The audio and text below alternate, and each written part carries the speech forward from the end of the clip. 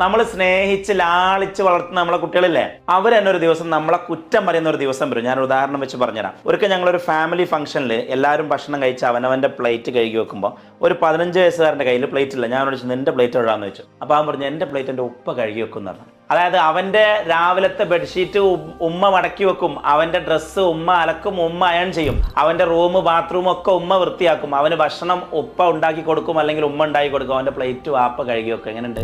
നമുക്ക് തോന്നുന്നു നമ്മളെ കുട്ടികളെ നമ്മൾ ഭയങ്കര ലാളിച്ച് എന്താ പറയുക, അവളെ സ്നേഹത്തോടു കൂടി വളർത്തുകയാണ് നല്ലതാണെന്ന്. അല്ല, ഇവൻ ഇനി കടക്കാൻ പോകുന്ന +2 കഴിഞ്ഞാൽ കോളേജിലെ സ്ട്രെസ് താങ്ങാൻ കഴിയില്ല.